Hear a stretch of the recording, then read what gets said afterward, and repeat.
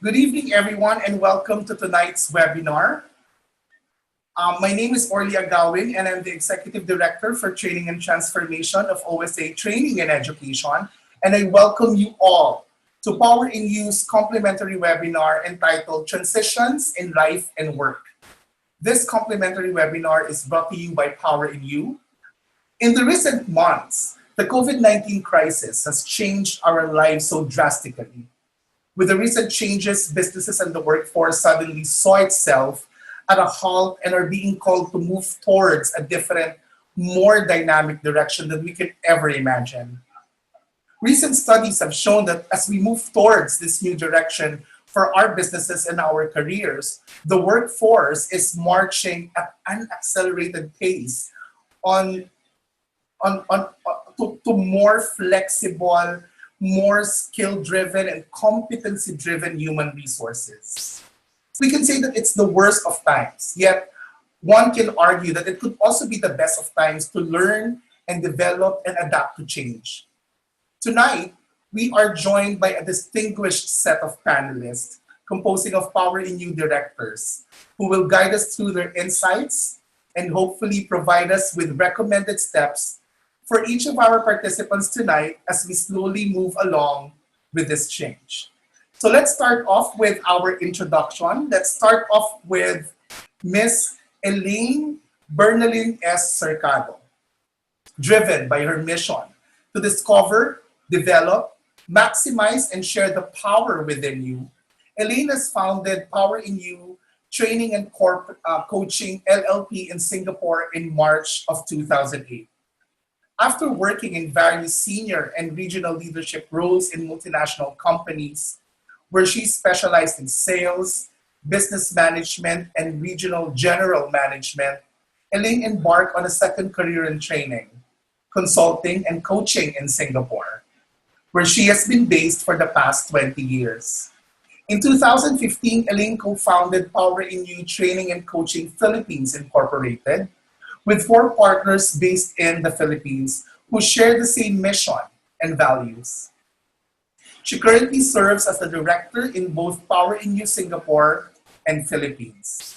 Elaine is a globally certified leadership and management trainer, certified practicing management consultant, and a certified executive coach.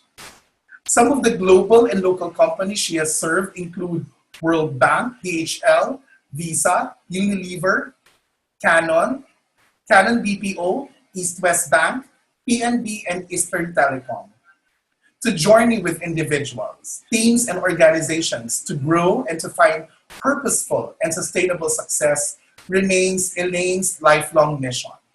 Ladies and gentlemen, it is my honor to present to you live from Singapore, Miss Elaine Cercado. Hi, Elaine. Good evening. Hi, Orly. Good evening and good evening to all of our participants in this webinar, wherever you are, from the Philippines, Singapore, anywhere in the world.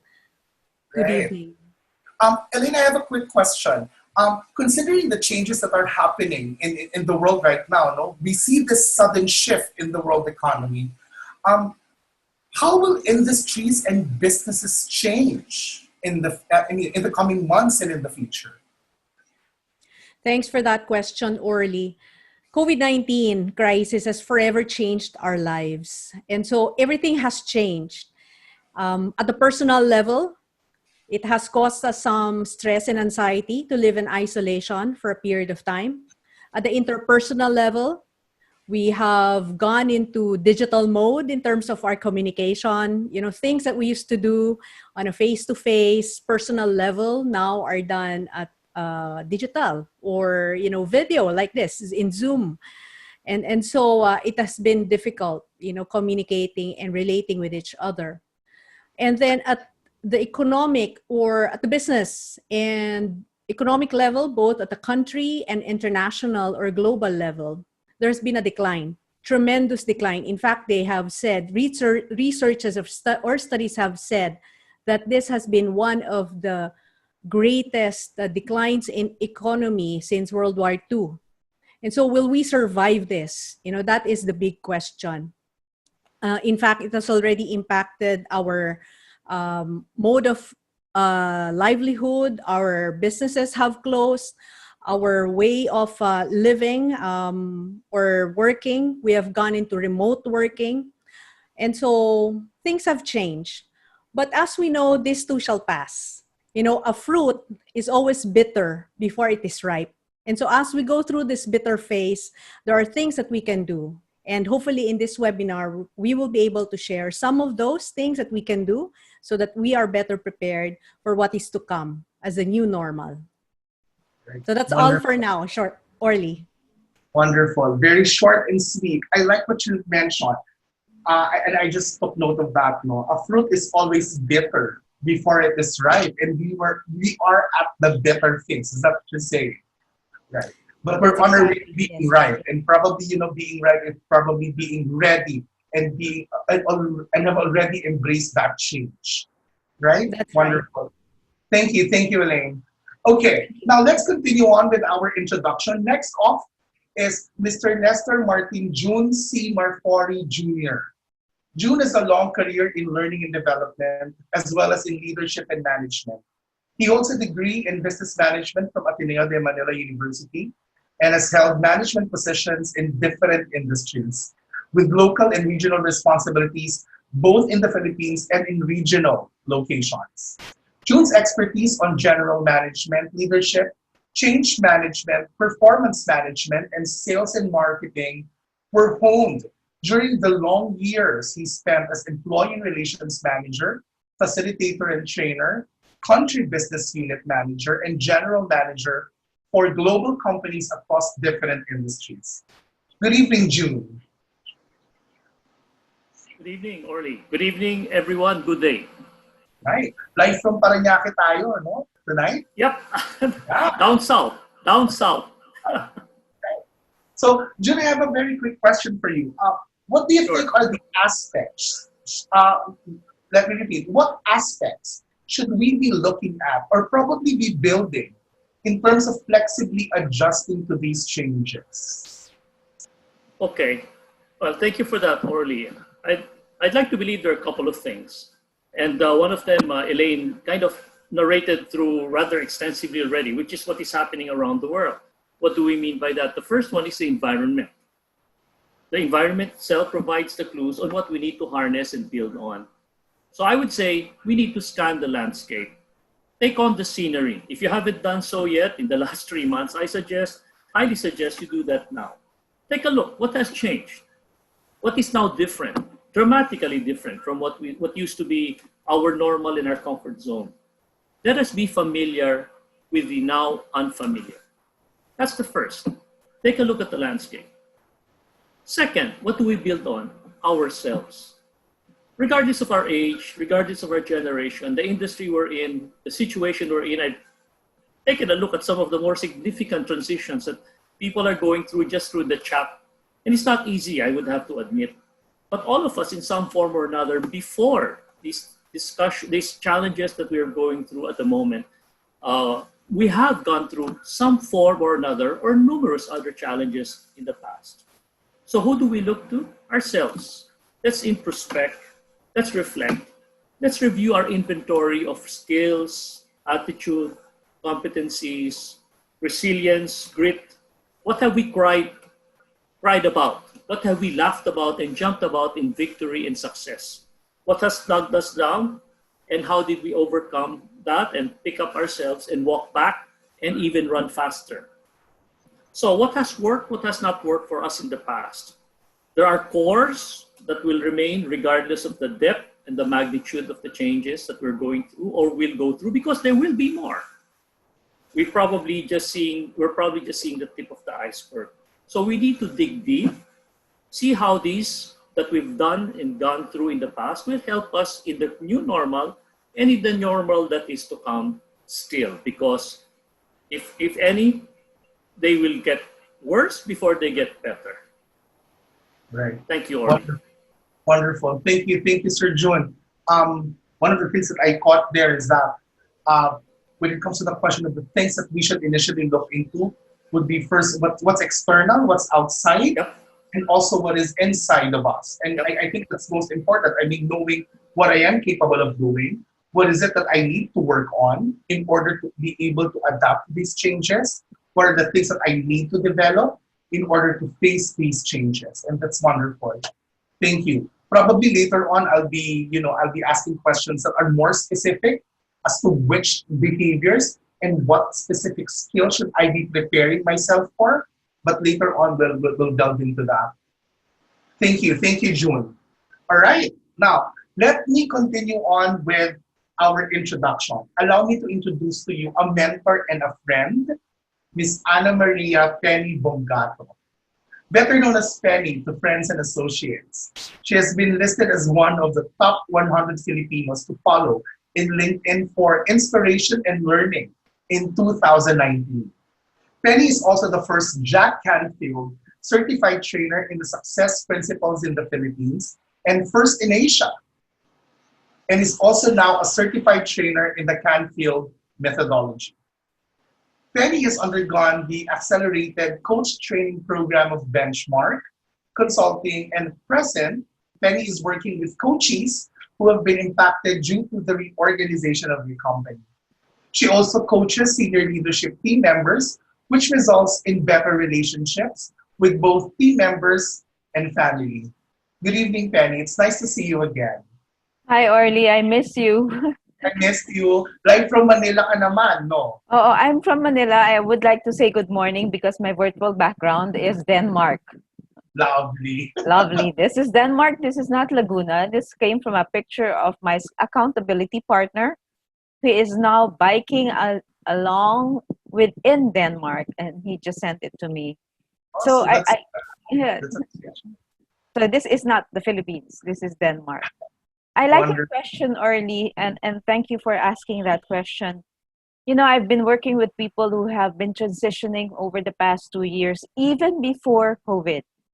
And it happened because we have been talking about digital transformation, digital transformation. It's coming, it's coming. And all of a sudden, it came. All of a sudden, we were taken by surprise that it had to happen overnight. And people and organizations were not ready for it. And it saddens me because I was talking to somebody in production, in media, and she was saying, "There's no producers now. There's no artists now. What do we do?" And I have seen organizations wherein they just let go of people and do nothing. But I have also seen organizations wherein their values have changed. Their values have changed. What do I mean by that? The values of the organization have changed because of COVID. Values of profitability, being number one, being always at the top, being, always looking at competitors have changed and shifted to caring for people. What can we do to save our people? What can we do to extend the lives of our people, meaning keeping them in our organizations as long as we can?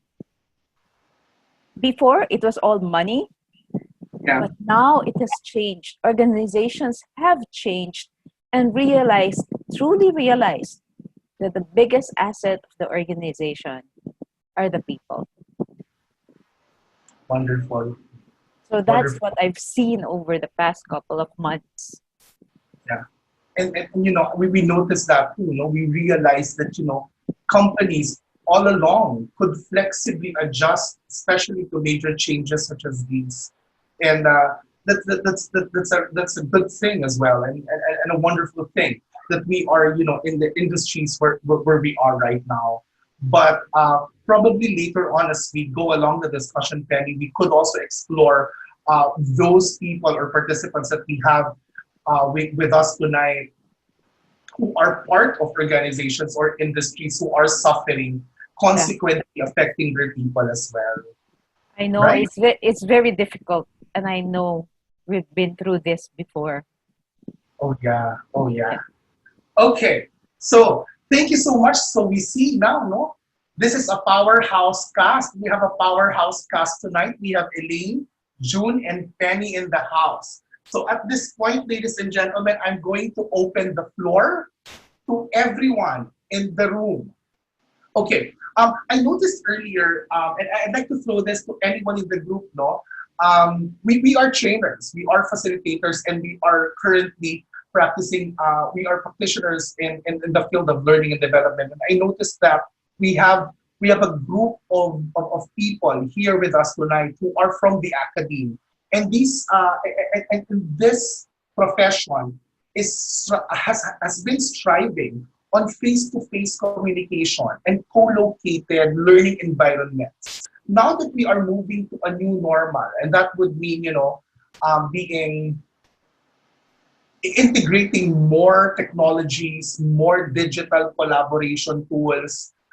What is it that we could advise and help out, probably help our teachers and our professors on in terms of adapting to these major changes in education? Me, Yes, Steve. I'm a teacher, and you Yes. were. Yes, You know, I in June we were advised. I teach at De La Salle College of Saint Benilde, and we were advised that we will have what we call BOLT, Benilde Online Learning Term. It's a 2-month term, asynchronous. What does asynchronous mean? A la Udemy, a la Coursera, we will meet 2 to 4 times in those 8 weeks. That means everything has to be online. They read it, they watch it, they comment on it, they do their projects on it. They on their free time. There will be deadlines. What did it entail for me? I thought I'll fail. I had to learn video editor. What is that? I had to learn Bandicam. I had to learn Streamlab. Me at this age having to learn all those technology, but it was worth the learning. So, do we have books? No library. You have to search the internet and make sure that whatever you search in the internet are reliable sources, and make sure that you, what do you call that? You annotate, copyright. You say the copyright so that you don't get sued. So You even cite, you right, cite. So everything has changed from just watching. And the first thing that I ask my students to watch is what June said, grit. Because grit is important for students and for teachers nowadays. A lot of learning for all of us, I tell you, and it's not easy. Right. Yeah. Thank you, Penny. Okay, I have a comment here from Gemma. Gemma says one thing that's posing a hindrance to being flexible and adapt to many changes happening right now is our mindset. And that's according to Gemma. People are overly worried about the pandemic that they have been paralyzed to do what needs to be done. We need to reset our thinking so that we can easily adapt to everything that's happening. Right? Yeah, that's wonderful. Thank you, Jem. His question was, is the Philippines ready for this so-called transition? Is the Philippines even ready for this so-called transition? Anyone from our panelists?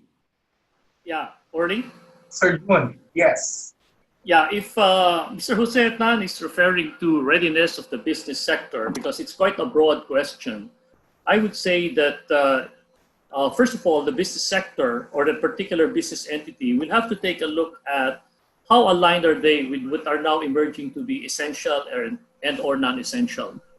I think Elaine had alluded to the fact that each entity and each individual even has to look at their need to reinvent themselves and adapt to the new normal.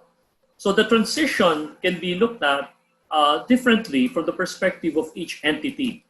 The transition, therefore, can be easy or difficult depending on the readiness of the organization and the individuals who are leading those organizations.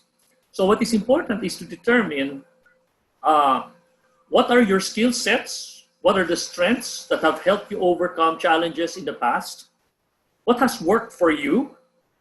Take a look at past failures, challenges, and what have you done to overcome them. What solutions did you institute and implement in the past that did not work? And then, like I said in the beginning, look at the landscape, scan the scenery, the playing field has changed dramatically, and take a look at whether the cogs fit.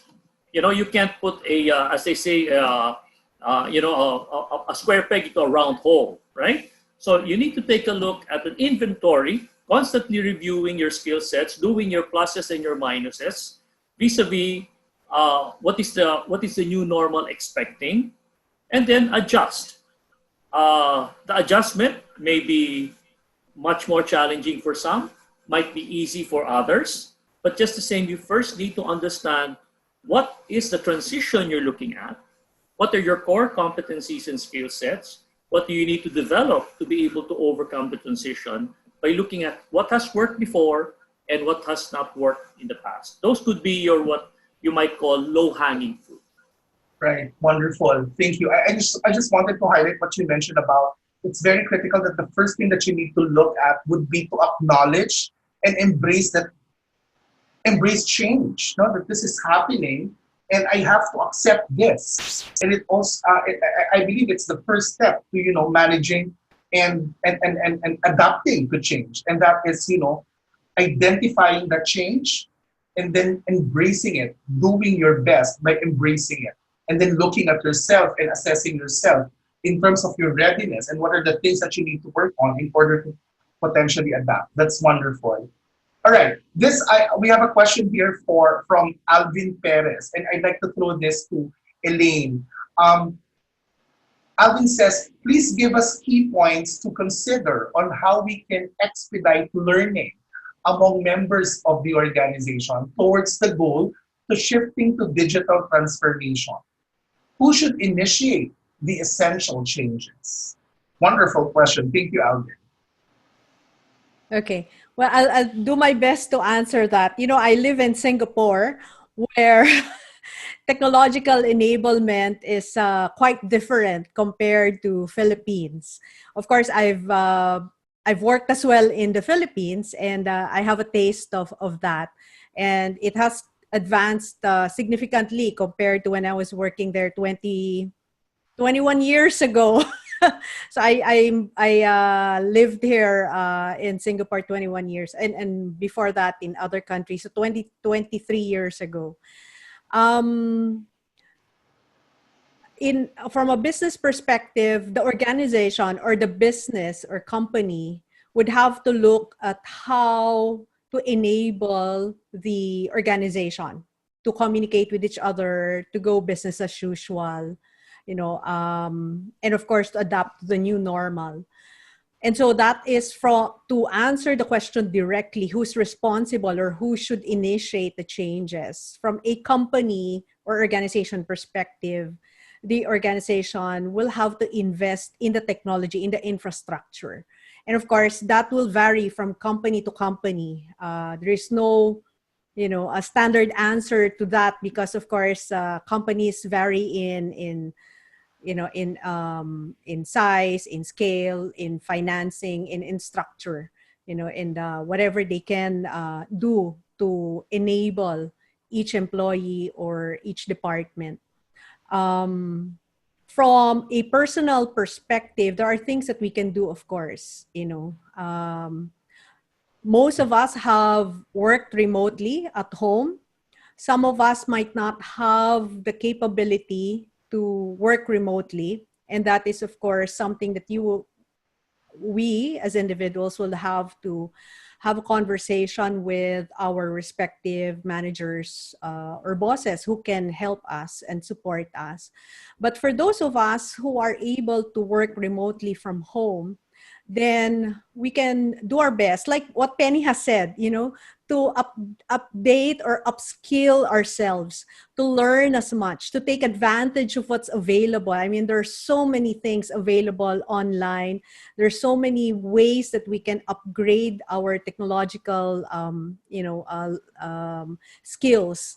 And so we should digitalize our skills personally and at the organization level, if we are able to have the conversation or avenue or channel to discuss with our bosses or with the management, such that they can hear what is needed for us to perform better or more effectively in our work, then we should take advantage of that channel so that they know what is happening with you or your department or unit, and they can support you effectively.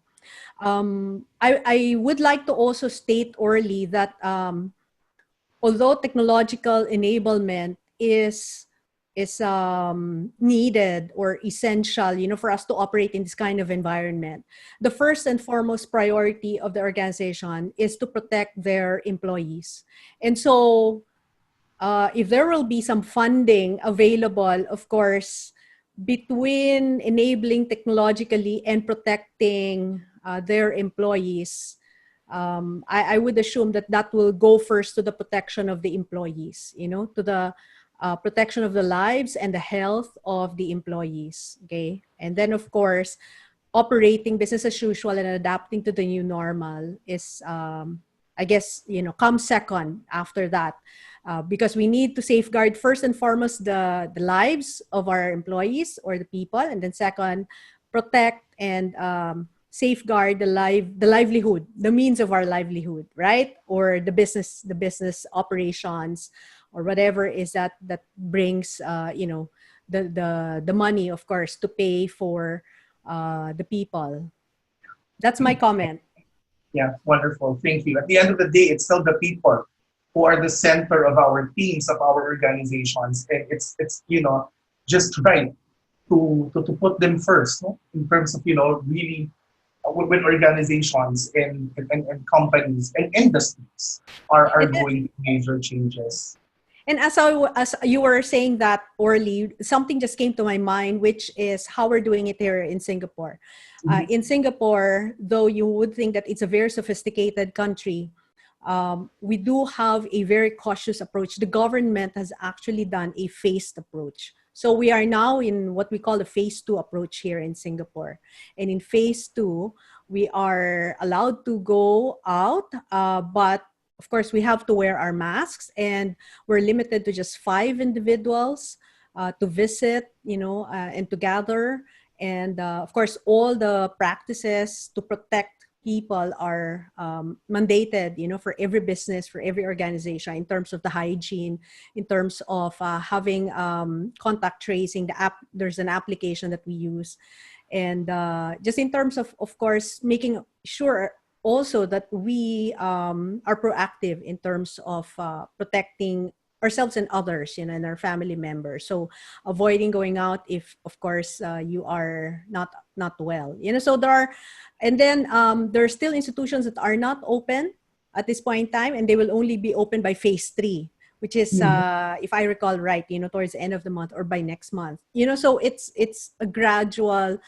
It's a phasing or a gradual return to work, because we need to be very sure that it doesn't, the virus doesn't spread again.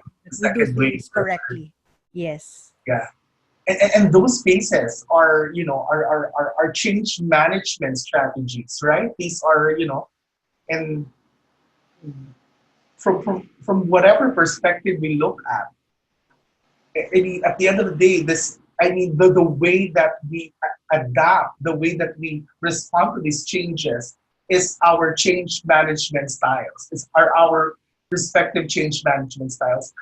I just want to read a comment from Gemma. We have from the Q&A box. She said that I'm in the field of culture and the arts, and it's really quite a challenge for me to keep the fire burning at a time when people are in survival mode.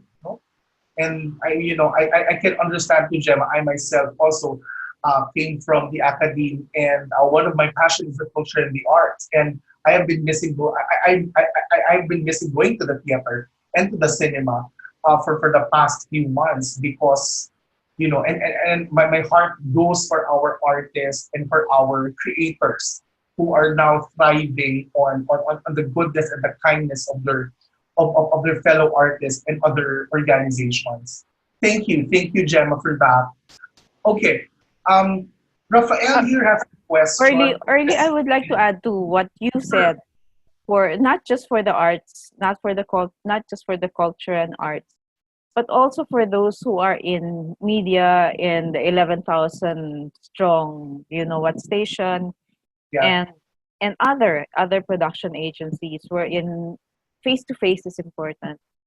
And I've always said this, no, we are we seem to be at a standstill. OFWs are coming home. They can't find work. Yeah. So what do we do? And you know this, you've read my book, my first book, Career Shift, Follow Your Passion. You might have something that you're very passionate about. And I've seen people who started baking ube cheese pandesal. And they're Yeah. making a killing out of it. They're making money out of it. You know, you have time at home. Don't spend the time just binge watching on Netflix or, you know, not doing anything and moping and crying and because you don't have work. Find that thing that you can use as something for you to earn. Yeah. Clean up your messes. Yeah. Just to let you know, I have a 24 volume Collier's Encyclopedia that I Yeah. sold. I made money. I made money Oh my. because I cleaned my messes. I got rid of them. So really, there's so many things that we can do to survive. And I always say this, you know this because you were in Calamba, Letran Calamba when we did the workshop. Event plus response equals outcome. Event is Yes. COVID. Event is pandemic.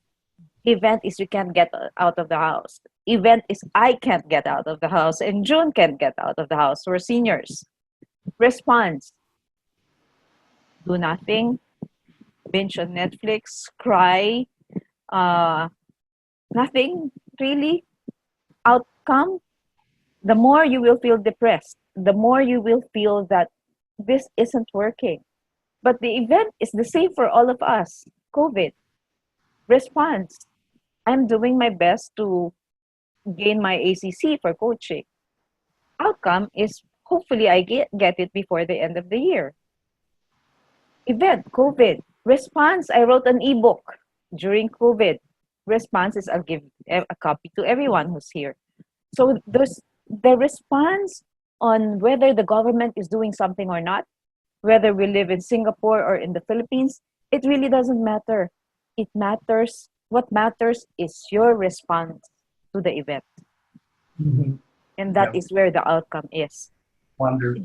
Georgie, I know you're there. The BPO was very prepared for this. They had the money. What about SMEs? How can we help them? That is my question. Yeah. Or Yeah. yeah. And Orly, if I may add, Sure. yeah, to what Penny has just said as well. I think it's very important for us to adopt an optimistic mindset. Firstly, and from there, you know, there is a study that McKinsey made, which was called the 5R. You know, so and we presented that with June Marfori, we presented that with a couple of organizations and AmCham in the Philippines.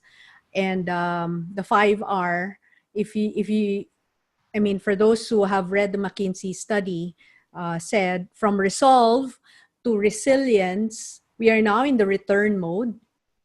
And from return, we should reimagine and reform.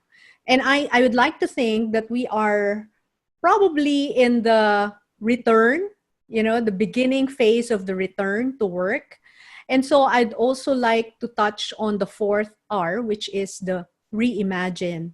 So this is like, in my own words, if I were to translate a McKinsey study, it's really to reframe our mindset that this, as I mentioned in the beginning, that this too shall pass, and that we can do something about it. We can redesign our future.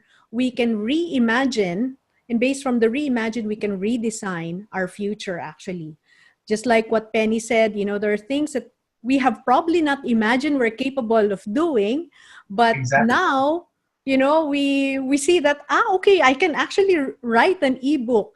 I can actually, one thing that I also did was to make videos, on personal empowerment and personal leadership, and interview, men and women who embody personal leadership and empowerment. And I've never done that before. So it's like, capabilities that was not, or we were not aware of, are now coming out. And going back to digital skills, there are, of course, training that we can do, and we can practice at home. We can, of course, for the older generation, ask our kids as well to teach us. So there are many things. We can be creative, we can reimagine, we can redesign the future from here. But of course, first things first, have a positive or optimistic mindset, adopt that attitude, and adapt and take action, and then from there, advance forward. So that's actually like 5 A's, moving on Yeah. from the 5R to 5 A's. Assess, adopt, adapt, take action, and advance. So Yeah, sana that's what I capture natin dito, no? Para people could write it down. But actually, that's really very true. And, just jumping off from what Penny mentioned about what the event plus your response equals your outcome. In other words, it's your reality, no? It's your perspective. And, aligning it with what Elaine mentioned, that it's a way of you redesigning and reframing your future. So it's really the way that you respond to the reality that will change the outcome of your future. And that's really wonderful.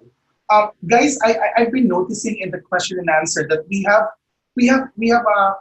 a continuing question. We have this recurring question on how could we help the education sector, no, in upskilling themselves and in preparing themselves for what is to come in August.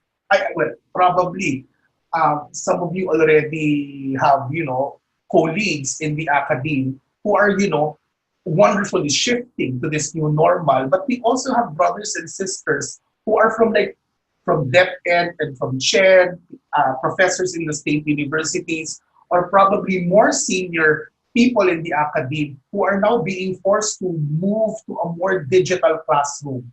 So the question here from from Pichi, I want to ask for a tip for the education sector that is also heavily affected by these changes, especially the approach or the methodology of home-based learning is in reality is a top for her. Well, this is how I understood the question. Well, for her, this is in reality a talk of privilege. It's about, if you're just privileged because you have internet connection and you have more access to technology, how will our educators keep the enthusiasm and fire burning for learning and development among the Filipino students? Anyone from the group? That's really hard, Orly. I have 20 students now in my term, and I asked them, we had our first face-to-face Zoom call, and I asked them, why did you enroll? And the same answer came, I want to graduate on time. So there is that fire burning in the student.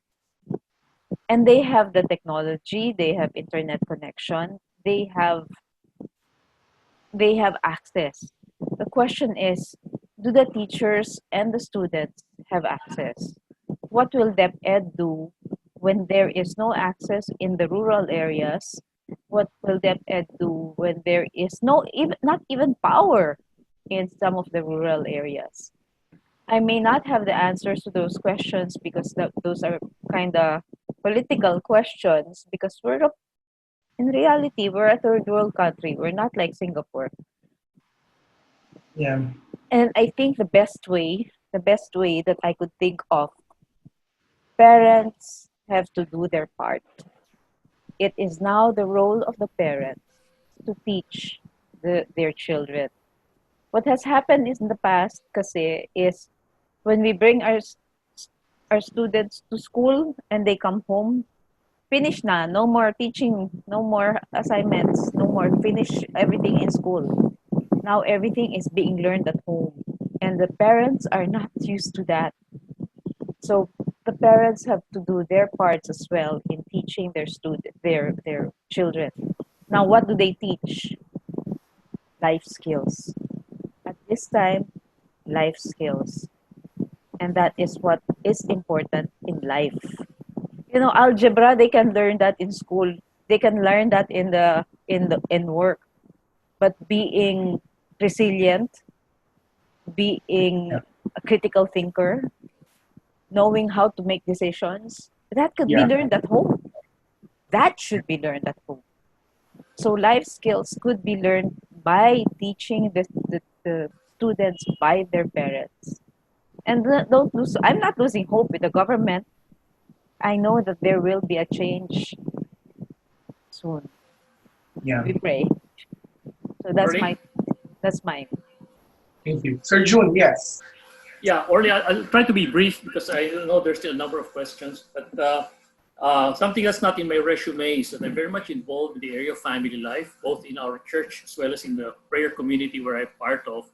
And I even saw some of these questions come up in the thread earlier in terms of the need to balance parenting as well as being able to effectively be the primary educator at home, because all of the children from toddler age or preschool age all the way up to university level are actually now going to go into distance learning.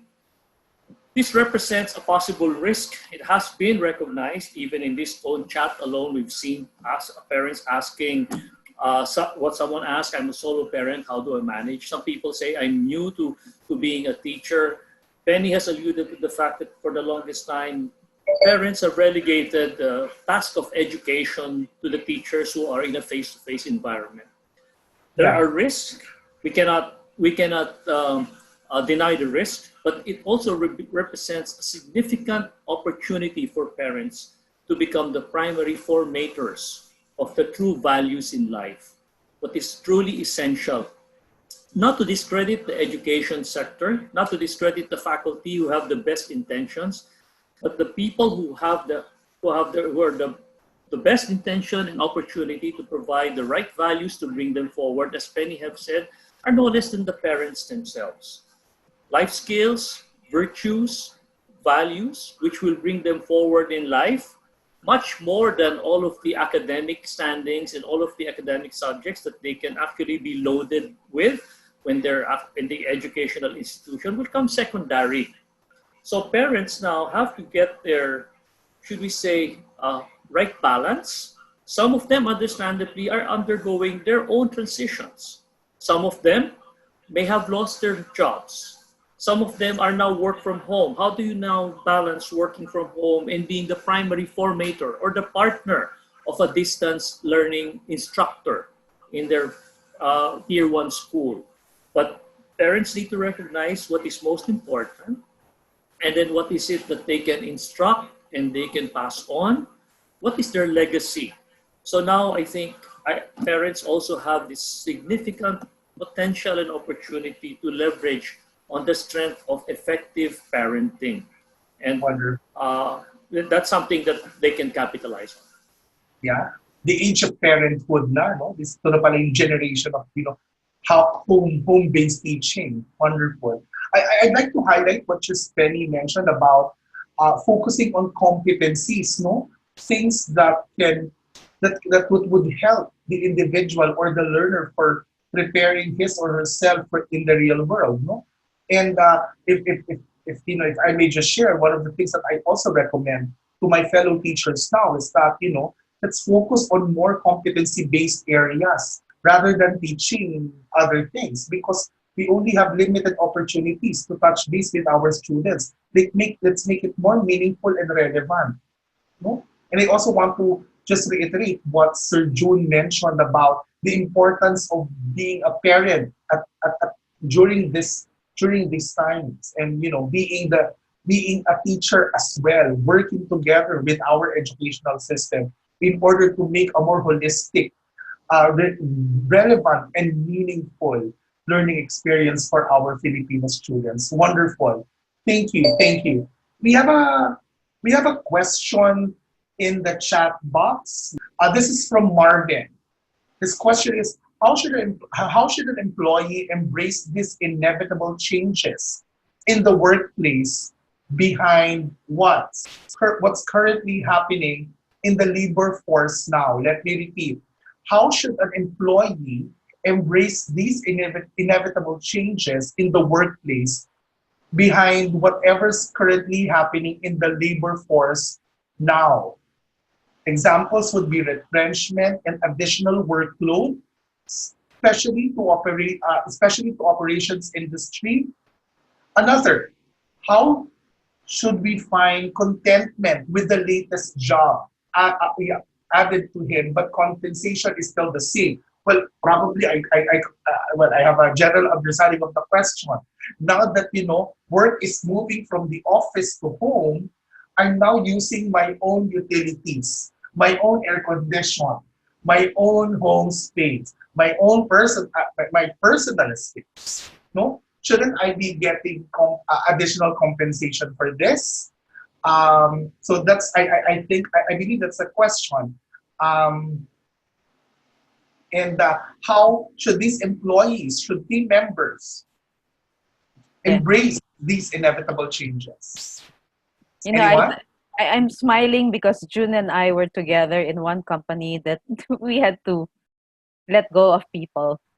And after letting go of people, this was a headstrong June, if you remember. After we let go of people, we had a town hall, a general assembly. And we had a general assembly of those who were left. And we called them survivors. Kasi they survived the retrenchment, but all the work that the people who have left were given to them. And how will they be happy with 3 people's work given to 1 person with the same compensation? Paano nga ba yun? What advice can you give them? What advice did we say, June? If you remember. I know that we said it's an opportunity to actually multitask. If we do well with what we are provided right now, it might be more than what we actually desire or are happy or comfortable with. We're sure to learn more from these new skill sets. It's an opportunity to expand one's capability and capacity, perhaps beyond one's ability immediately and physical stamina to handle. But over time, as one gets to actually acclimatize to the new role and expanded skill sets, one can benefit from that because all skills are portable. What you pick up now, and if there are new skills that are added to you, you can bring them forward, whether in this current business entity you're working with or wherever you might actually end up working in the future. So it might be a temporary setback. It's more than what you're being paid for. No one will deny that one can feel overworked and underpaid. But instead of bitterly complaining, one can say, well, I'm gifted with the opportunity to learn new skill sets without having to pay my way through tuition. Learn from it, capitalize on it, leverage on it, use it, and then in the next job, then capitalize on it and benefit from it as well. And the other thing, June, remember what we said? The work of 3 people, maybe some of them are not relevant anymore. Question the work that they're doing. Some of the things are maybe repetitive just because they've been done that way.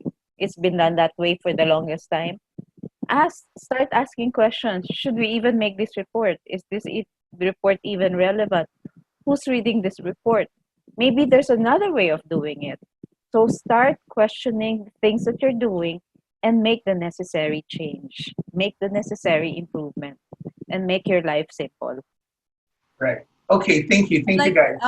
Yeah, Yes, or Elaine. if I can just comment on that as well, to that very important question, So I think one question that we can all ask ourselves is, if I don't change or adapt, will I be satisfied with the status quo?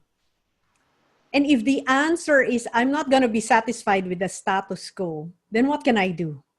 Again, I'll go back to really looking at ourselves, assessing what am I capable of? And that would mean unlocking potentials. And that would mean assessing our current strengths, but also our potentials into, the future. And there are things that will help, of course, an open mindset, and just reinforcing that compelling reason. Like we have studied, some of us, or probably most in the audience, have studied about change management. In change management, what's the very, very important thing really to have is that vision. And that vision is driven by your compelling reason to change. And if you Yeah. don't change from A to B, you will remain in A. And are you satisfied with that? So, Right. and it doesn't, some may get overwhelmed with that. So, what do you mean by change? So it can get overwhelming. And that's why I always also tell our coaches or our trainees, participants, make it chewable. My childhood, when he was a child, my son now is 23 years old, but when he was a child, he would always ask, how do you eat an elephant? I think you've heard this a million times, this joke. You really just eat it slice by slice, part by part, so make it chewable. Because, so start with step one. Get started with what you can do within the resources available to you at home and what you are interested in, So, yeah, get started with that. All right. Okay. So at this point, I'd like to ask each of our panelists for their final comments before we close. Let's start off with Elaine. So this time, building resilience is very important. Resilience is bouncing back, right? So the ability to bounce back. How do we bounce back? So number one, go back to our core, to our purpose. So what motivates us? What do we see into the future? Like what I was asking. If I don't change now, will I be satisfied with the status quo? So what is it that you see in 1 year's time, 3 years time, 5 years time for yourself into this new digital world? And so you begin with that. It begins with your assessment of yourself. So anchor on that purpose that you see, develop the competencies that you need, so that you can upgrade, upskill, update your knowledge, your competencies, and maximize that by mastering that particular new skill or new direction, new path that you're heading to. And of course, continuously share, continuously contribute so that you can leave a legacy for the future generation. So discover your purpose, develop your competencies, maximize to attain mastery, and share to leave your legacy and contribute to the world. So that's my parting words, Orly, and thank you very much for hosting and for this wonderful webinar. Thank you, Elaine. All right, June, any last words? Yeah, I'll try to be brief as well. Well, I said that change is permanent. All of us have heard that, and we've always seen that, and we all know that it's like a pest that won't go away. Change is permanent. But guess what? Each change also will not be. Which means that each change will not be permanent. So I would say, let's accept the fact, the reality, that change will always be there. But more importantly, therefore, because we know that even though the changes will always happen and change is permanent, each change will not be, let's anticipate that further changes will happen. Sometimes the changes are midstream and new changes will come upon them. We're in the process of resolving something, and yet it dramatically goes through an upheaval. So we need to accept that change is permanent, but we also need to anticipate that change will not be. And therefore, what we believe we need is readiness that change will happen, and it always will, and it will be to the degree that we're not comfortable, and we need to be agile. And so what we're faced with now, our status quo, our current, let's optimize, let's maximize, because as we said earlier, whatever you do now will bring you forward. It may not be useful now. You don't know what it will be useful for. In my long 35 years in corporate, I've always looked at changes that were impacted upon me without my choice. And at the time, I didn't realize what it was for.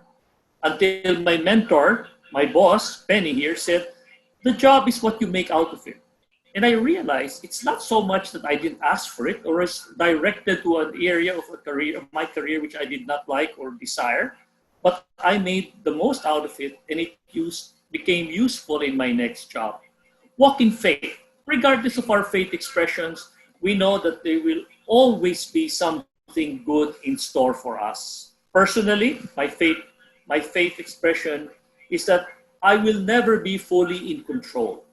But if I use what I have, the giftedness I have, the talents I'm gifted with, and I ask for the providence to be able to leverage on that, then I know that it will see me through. I've been through so many difficult situations in my 35 years. It will take more than one webinar to explain all of it. And then I go through all of that processes, right from the top to the bottom, and I say, repeat. That's all I can say. Thank you, Orly. Thank you very Wonderful. much. Thank you, June. And last but not the least, Penny, any last words? Okay, they talked about change, so I won't talk about change anymore because change is here. We know that. What do you do with change is what is important. So for me, while we have the chance, we're home, we have the opportunity and the time to learn, always find a way to learn anything new, from life to work to hobbies, anything, as long as you continue to grow. I'll end with what I posted 6 days ago in Facebook by quote by a quote by Brian Herbert. I use this in my talks. The capacity to learn is a gift. The ability to learn is a skill. And the willingness to learn is a choice. So choose to learn. All right, Thank you. wonderful, wonderful. Thank you, Penny. So as we end this webinar tonight, I mean, I believe that we have gained so much insights from our dear panelists, and these are really great insights. And one thing echoes so much in the discussions that we have, and that is that we need to really prepare ourselves in terms of our mindset, our perspective, our readiness to, and our capabilities and skills, and at the same time embracing these changes that are happening around us. These are the only things that would help us move forward as through this bitter, sabi nga ni Elaine, no? Through this bitter phase on our way to being ripe and ready for harvest in the future.